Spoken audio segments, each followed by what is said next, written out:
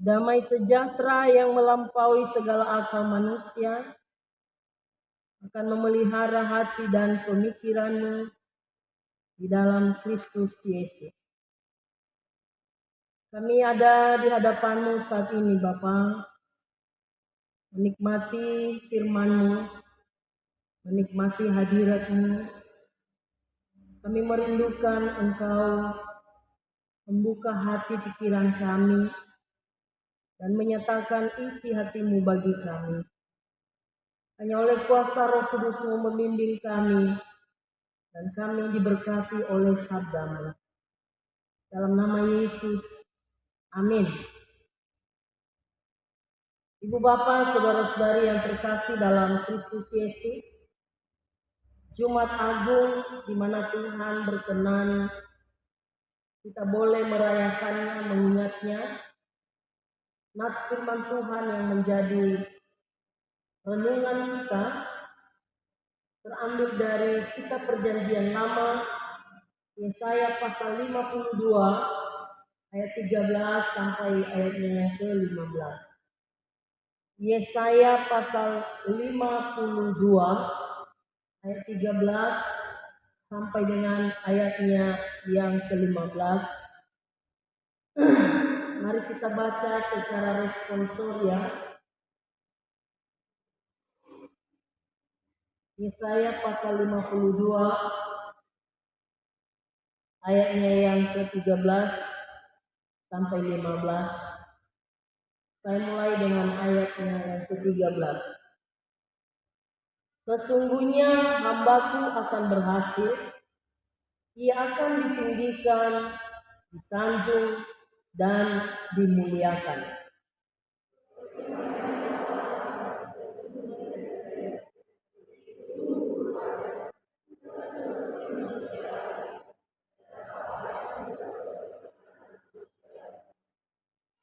Demikianlah ia akan membuat tercengang banyak bangsa.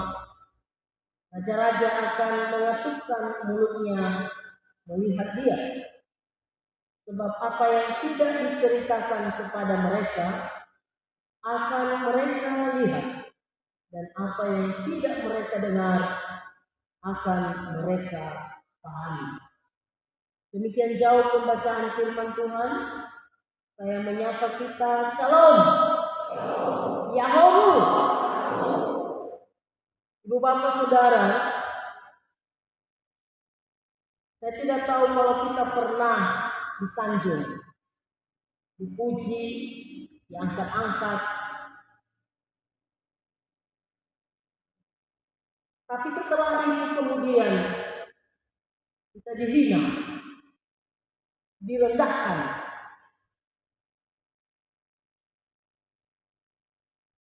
Bagaimana perasaan kita? Pada saat tadi kita disanjung, dipuji, pasti sangat senang sekali. Pasti kita bangga. Tapi kemudian setelah dihina, dicaci maki, difitnah, direndahkan, tidak dianggap.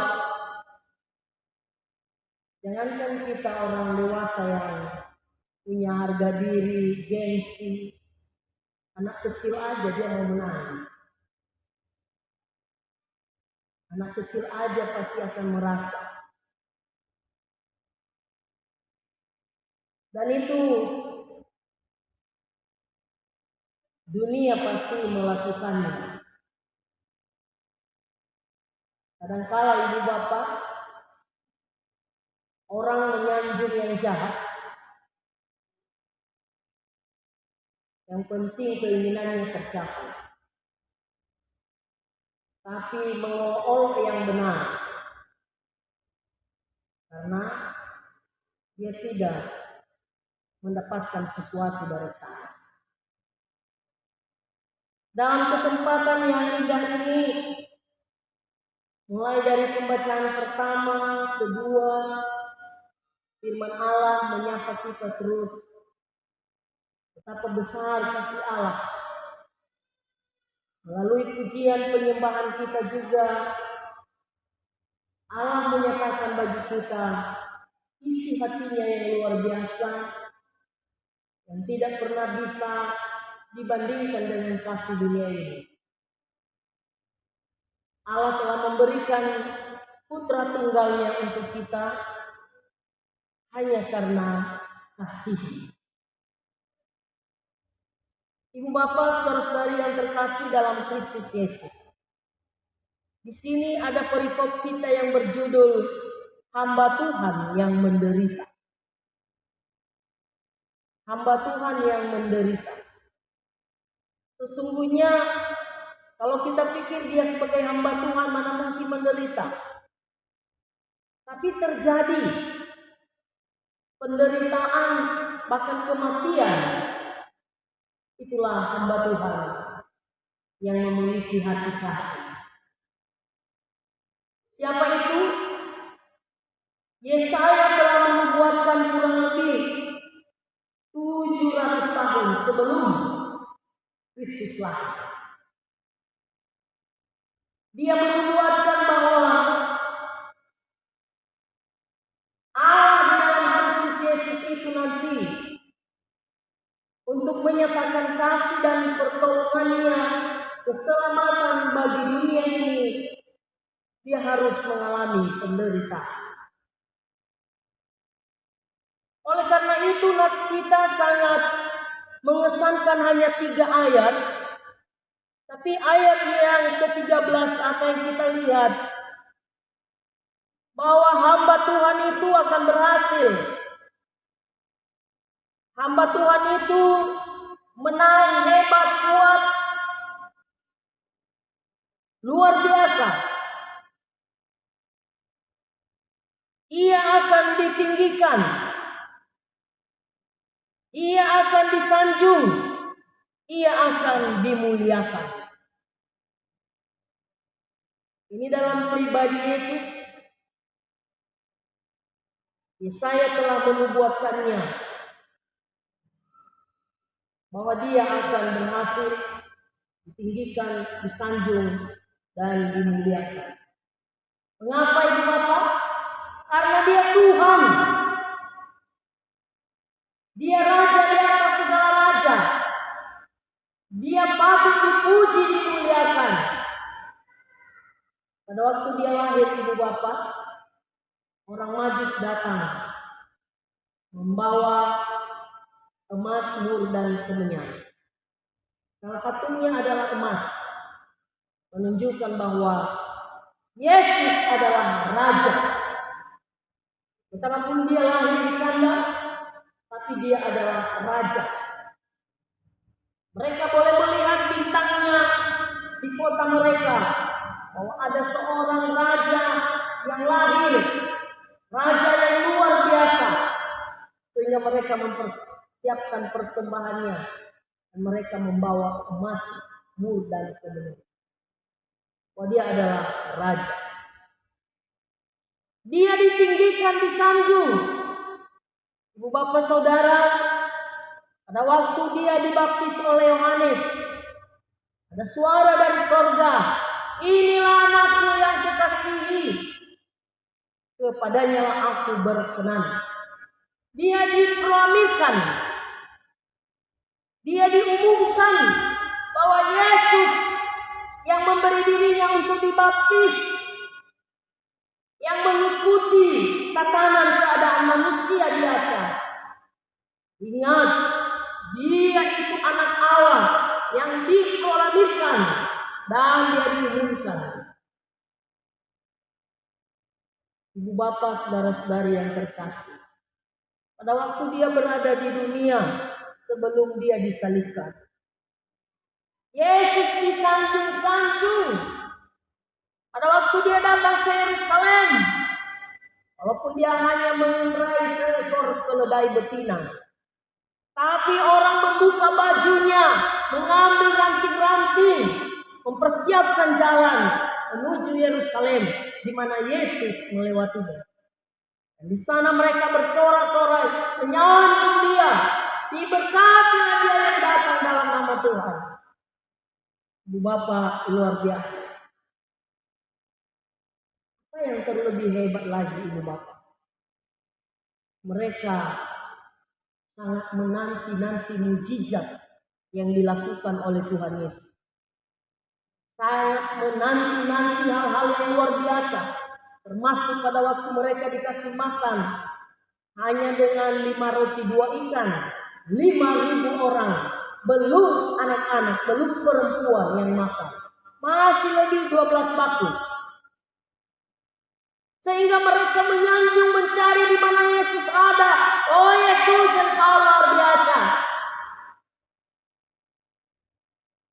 Bapak saudara, beberapa hal yang sengaja saya angkat di tengah-tengah kita, apa yang sudah Tuhan Yesus lakukan, dan Tuhan Yesus alami, itu adalah kemuliaannya, itulah keagungannya, kuasanya. Dan kita hadir hari ini, kita beribadah hari ini, kita boleh membuka hati dan membuka mulut memuji Dia. Itu karena kuasa dan kasih Allah. Kita hidup dari mujizatnya. Kita hidup dalam kehadirannya sebagai anak Allah yang menjadikan kita anak. Kita ada sebagaimana Allah yang sudah memberikan kita perkenaan. Saya selalu pakai perkenaan. Karena kalau bukan dengan perkenaan Allah, kita tidak ada itu bisa datang memuji Dia. Karena berbicara dengan kita manusia, siapakah kita di hadapan Allah?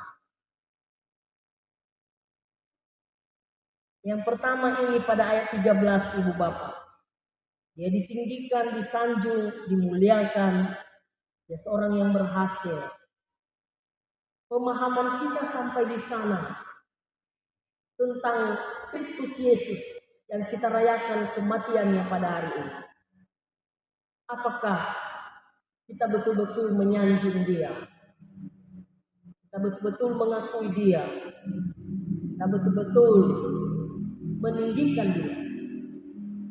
Karena tentu peristiwa ini sudah berlalu, tetapi sekarang akan terinspirasi dalam kehidupan setiap orang yang mengakui, yang menyanjung Dia, yang meninggikan Dia, yang memuliakan Dia. Maka dalam kehidupan kita terus dan terus nama Tuhan dimuliakan. Dalam perilaku, tingkah laku, pekerjaan, usaha, kehidupan kita, adakah kita meninggikan nama Allah? Adakah kita berhasil dalam setiap usaha dan pekerjaan kita?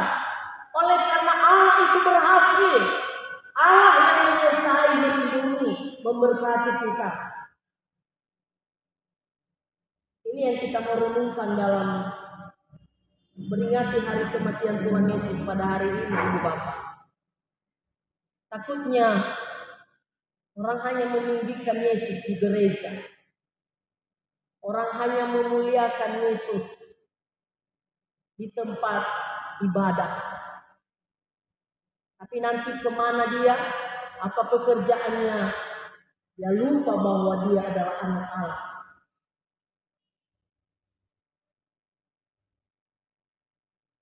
Takutnya pada saat ada mujizat, ada hal-hal yang luar biasa, ada berkat Tuhan yang melimpah.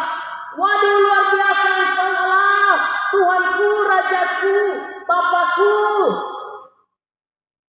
Tapi di saat tidak ada berkat, saat tidak ada penghasilan, saat tidak ada sesuatu yang bisa dimakan, diminum, baru kita bertanya, di manakah Engkau Allah? Di manakah Engkau Tuhan? Banyak orang mengutuk Allah, Ibu Bapak, dalam peristiwa-peristiwa kehidupan yang dialami. Padahal mungkin tadi dia yang pertama tidak mau mempertaruhkan kehidupannya di hadapan Tuhan. Dan tidak mau dikendalikan oleh Tuhan. Tapi pada saat dia jatuh, baru dia menyesali Tuhan. Ibu Bapak, tidak pernah akan pantas kita menyesali Tuhan. Tapi Tuhan mau menyesali diri sendiri dan kembali kepadanya. Dia menyambut kita. Karena Tuhan tidak pernah meninggalkan kita. Tuhan yang kita sembah adalah Allah yang berhasil, Allah yang tinggi, yang disanjung, yang luar biasa kemuliaannya. Amin. Yang pertama, yang kedua, Ibu Bapak, di sini sangat menyedihkan. Kata yang saya garis bawahi ini, seperti banyak orang akan tertegun melihat dia, begitu buruk rupanya, bukan seperti manusia lagi, dan tampaknya bukan seperti anak manusia lagi. Demikianlah ia akan, ya nanti ayat 15. Banyak orang tertegun melihat dia pada waktu dia dipukul, dihina, dicaci maki. Apalagi pada saat dia membawa salibnya menuju Via Dolorosa, Golgota, tempat tengkorak. Ibu Bapak, sangat menyedihkan. Dikatakan oleh Yesaya belum terjadi, tapi dia sudah menubuatkan. Saat itu Yesus mengalami sesuatu hal yang tidak bisa diterima, yaitu keadaannya menjadi buruk. Coba bayangkan hanya film yang terus kita dipertontonkan buat kita. Pada saat dia dicambuk, pada saat dia dipukul, pada saat dia disalib, pada saat dia dipaku tangannya dan kakinya, pada saat ditusuk lambungnya. Begitu buruk rupanya, sehingga orang tidak mau melihat dia, menutup mata. Dan pada saat itu mereka mencaci dia, menghina dia. Dia bisa menghidupkan orang mati, orang ini. Tapi mengapa dia tidak turun dari salib? Mengapa dia tidak lepaskan diri dari penderitaan itu? Dia dipukul, dia dihina, ditampar, diberi mahkota duri. Begitu sedih, begitu mengecewakan kalau kita lihat. Itulah gagal paham si Yudas. Awalnya dia hanya mau makan uang dengan dibayar sama para imam, para prajurit. Nanti siapa yang saya cium, itulah dia. Bapak Ibu Saudari, pikirnya si Yudas ini, Yesus itu tidak akan mati. Nanti dia akan melepaskan diri. Tapi supaya kita tahu, rencana si Yudas adalah rencana iblis. Itulah yang dikatakan oleh Tuhan Yesus. Iblis sudah mulai mendekat. Iblis sudah mulai menjerat. Tapi tidak, rencana Tuhan tidak pernah gagal. Yesus harus mati. Karena dengan kematian Kristus Yesus, kita akan bersorak-sorak, kita akan bersuka cita. Karena dengan kematian Tuhan Yesus, kita dibebaskan dari hukuman dosa. Amin. Dia pikir bahwa jika nanti selesai dia ditangkap, Yesus bisa melarikan diri. Yesus bisa lepas dari tangkapan para prajurit. Makanya dia marah kemudian. Loh, bukan itu perjanjian kita. Lalu dia pergi di mana para imam ada di gereja, dia lempar uang itu. Ini uang kebenaran. Mereka bilang kami tidak tahu, yang penting kami sudah menangkapnya. Maka kekesalan itu, kesedihan itu, Yudas kemudian pergi menggantung diri. Ibu Bapak, itulah kesalahan, lalu disesali dengan penyesalan yang sama. Akhirnya dia bunuh diri. Justru sebenarnya kepada orang berdosa, kepada orang yang bersalah, di sanalah gunanya Yesus harus disalib. Di sanalah Yesus harus ditampar mulutnya. Di sanalah Yesus harus dicambuk dagingnya. Tapi Yudas tidak tahu. Syukur bagi Petrus pada waktu dia diingatkan oleh mata Tuhan, mata Yesus, bahwa belum sempat ayam berkokok Petrus, engkau telah 3 kali menyangkal aku. Karena ketakutan ini Bapak, bagaimana membayangkan Yesus ditangkap? Pasti juga mereka akan menangkapnya. Seorang anak-anak, seorang perempuan yang bertanya kepadanya, kamu juga ya seorang temannya Yesus ini? Dia bilang, maaf, aku tidak mengenal dia. Ibu Bapak, jangan karena ketakutan, jangan karena kepentingan, jangan karena uang, jangan karena perempuan, jangan karena laki-laki kita menyangkal Tuhan kita seperti Petrus. Puji Tuhan, Petrus sempat sadar. Baru dia pergi menangis. Aku sudah menyangkal Tuhan. Tapi dia kembali kemudian kepada Tuhan Yesus. Dan saat dikatakan, Yesus sudah bangkit, Petruslah yang pertama sampai ke kubur. Karena penyesalan. Mengapa aku menyangkal Yesus? Itulah kemudian sebelum Yesus naik ke sorga, 3 kali Yesus bertanya kepada Petrus. Petrus, apakah engkau mengasihiku? Apakah engkau mengasihiku? Apakah engkau mengasihiku? Yesus mau menanyakan bahwa apakah Petrus sungguh-sungguh telah sadar atas dosanya di mana dia telah menyangkal aku. Ibu Bapak, dunia ini penuh dengan waktu-waktu di mana kita akan menyangkal Yesus. Tapi ingat, Yesus telah menyerahkan dirinya untukmu, untuk saya. Jangan pernah menyangkal dia. Nah, pada waktu dia menyerahkan dirinya, orang sudah jijik melihat dia. Rupanya sudah buruk. Dikatakan di sini, dia tampaknya bukan lagi seperti anak manusia. Gimana dia mengalami penderitaan itu. Pada waktu dia membawa salibnya, berapa kali dia jatuh. Mungkin kalau kita ada dramatis, bagaimana dia dari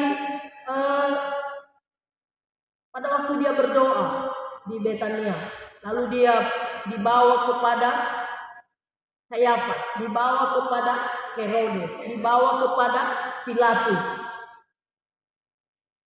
Herodes senang melihat dia pada waktu itu. Karena dia bilang, aku mau lihat orang itu bagaimana dia melakukan mujizat. Jadi salah satu contoh jelek dari Herodes yang tidak bisa kita contoh. Pada saat kematian Yesus, dia mau bertemu dengan Yesus hanya karena mau melihat mujizat yang dilakukan oleh Tuhan Yesus. Ibu bapak saudara-saudari, kita kepada Tuhan, kita datang beribadah kepada Tuhan. Jangan hanya karena baiknya, jangan hanya karena mujizatnya, jangan hanya karena keberhasilan Tuhan yang memberhasilkan kita. Bagaimana pada saat dia begitu buruk rupanya? Bagaimana pada saat dia tidak lagi dipandang sebagai manusia, oleh karena pukulan, oleh karena kelelahan, oleh karena desakan, pukulan, kejahatan pada waktu itu. Apakah itu yang kita renungkan? Karena dengan dia mengalami itu, ditimpakannya kepadanya kejahatan kita. Karena orang jahat yang patut dipukul, orang jahat yang patut disalib. Coba bayangkan ibu bapak, ada 2 orang penjahat yang harus disalibkan bersama dengan dia. Katakan di sana, Yesus seorang yang jahat. Padahal tadi firman Tuhan berkata, dia adalah manusia yang tidak pernah melakukan dosa. Tapi dia disalib karena dosa. Bukan dosanya, tapi dosa saya dan dosa Bapak Ibu. Oleh karena itu, apa yang kita mau lakukan? dengan ekspresi perayaan kematian Tuhan Yesus pada hari ini. Ibu Bapak, tetaplah bersekutu dengan Tuhan. Tetaplah hidup dalam penyesalan dosa. Karena Yesus mati untuk orang berdosa, tapi orang yang bertobat. Sekali lagi, Yesus mati untuk orang berdosa, tapi hanya untuk orang yang bertobat. Amin. Terakhir, ayat 15. Demikianlah ia akan membuat tercengang banyak bangsa. Raja-raja akan mengatupkan mulutnya melihat dia. Sebab apa yang tidak diceritakan kepada mereka akan mereka lihat. Dan apa yang tidak mereka dengar akan mereka pahami. Ibu Bapak, di channel kita, di HP kita, banyak sekali kesaksian-kesaksian orang-orang muslimin yang menyaksikan kasih Kristus. Sehingga mereka kemudian kembali kepada Kristus. Apa artinya Ibu Bapak? Ternyata manusia yang dianggap buruk rupa itu, sosok yang tidak lagi dianggap sebagai manusia, dalam mengalami kejahatan manusia, waktu dia dipukul di salib, ternyata Ibu Bapak, dia tidak pernah terkungkung dengan waktu, terkungkung dengan kejahatan, terkungkung sampai kuburan menutup dia. Tidak. Apa yang terjadi? Bangsa-bangsa tercengang melihat dia. Mereka kemudian mengatupkan mulutnya untuk menyaksikan kebesaran Allah kita. Jadi luar biasa. Jangan pernah gagal paham kepada kasih Allah. Jangan pernah gagal pemahaman tentang luar biasanya Allah. Karena Allah yang kita rayakan kematiannya hari ini, tanggal 17 kita dengar dia sudah bangkit. Sehingga orang akan mengatupkan mulut mereka. Tidak lagi mencela, tidak lagi menghina dia, tidak lagi mengecilkan dia, tidak lagi menghina dia, tapi justru mengakui, menyanjung, mengagungkan dia, Allah yang luar biasa. Apalagi pada waktu kedatangannya nanti sebagai hakim, dia akan mengadili setiap kita yang hidup ataupun yang mati. Jadi kita punya Allah yang luar biasa, Allah yang hebat. Ada satu bapak yang berkata pada kesaksiannya itu, saya tidak pernah mendapatkan Allah di agama manapun. Saya tidak pernah mendapatkan penyelamat di agama manapun. Tapi hanya di dalam Kristus saya diselamatkan. Hanya dalam Kristus saya memiliki jaminan kepastian keselamatan. Mendengar itu Ibu Bapak, luar biasa senangnya kita. Karena konon mereka dari sana, apalagi kita yang sudah ada di dalam, yang meyakini, mendapatkan, mengimani kasih dan kuasa Tuhan. Saya percaya kita akan hidup di dalamnya. Allah kita bukan Allah yang gagal. Allah kita bukan Allah yang mati. Allah kita adalah Allah yang hebat. Sehingga orang tercengang melihat dia. Dan mereka menikmati. Betapapun tidak diceritakan, tapi mereka dengar. Ada satu orang, rupanya dia pergi ke Pakistan untuk merencanakan supaya Indonesia menjadi negara syariat. Tapi dalam perjalanan Tuhan menunjukkan diri kepadanya. Dan dia tidak bisa melawan. Akhirnya menaklukkan diri kepada kuasa Tuhan Yesus. Sekalipun dia harus dibuang menjadi anak dari kalangan orang tuanya, dari sanak saudaranya, dibuang oleh istrinya dan anak-anaknya. Tapi apa katanya? Itu tidak pernah dibuang oleh Kristus Yesus. Inilah yang dikatakan tadi Ibu Bapak, apa yang tidak mereka pernah lihat, apa yang tidak pernah mereka dengar ceritanya, tapi oleh kuasa Allah langsung menyatakan diri kepada mereka. Sehingga apa yang dikatakan oleh firman Tuhan, pada kedatangan Yesus yang kedua nanti, setiap mulut, tidak ada mulut, berarti setiap mulut akan mengakui Yesus adalah Raja. Dan setiap lutut akan menyembah Dia, bahwa Dia Allah yang mulia, yang agung, yang harus diagungkan. Jadi kemana kita? Tidak ada selain kepada Dia Allah yang penuh dengan kuasa. Kiranya ketiga hal ini, Ibu Bapak, kita berbicara yang pertama bahwa Allah kita dihina. Tetapi sebelum Dia dihina, Dia sudah dimuliakan oleh Allah. Dan yang kedua, oleh karena kuasa dan kemuliaannya, semua bangsa akan menaikkan diri di bawah kekuasaan karena Dia Allah. Dan yang ketiga tadi, bahwa jangan kita datang kepada Allah hanya karena sesuatu yang baik. Datanglah kepada Allah segala apapun kondisi yang kita hadapi, karena Dia Allah yang tidak pernah salah memberkati, menolong, menyelamatkan, dan memelihara kehidupan kita. Ayat hafalan Yesaya 53 ayat 4 kita baca bersama. Tetapi sesungguhnya penyakit kita lah yang ditanggungnya, dan kesengsaraan kita yang dipikulnya. Padahal kita mengira Dia kena tulah, dipukul dan ditindas oleh Allah. Kita berdoa. Terima kasih Bapa, sabda-Mu yang kekal mengingatkan kami kembali akan kasih-Mu yang agung dan mulia. Kami menyadari bahwa Engkau kena tulah, Engkau dipukul, Engkau dihina. Sesungguhnya karena kami yang patut dihina, dipukul, dikenakan tulah, tetapi oleh karena kasih-Mu, anugerah-Mu menyelamatkan kami, mengasihi kami. Engkau mau menjadikan kami anak-Mu, pewaris kerajaan. Tuhan, meteraikan firman-Mu dalam hati kami oleh Roh-Mu. Dalam nama Yesus. Amin. Di hati kami Tuhan.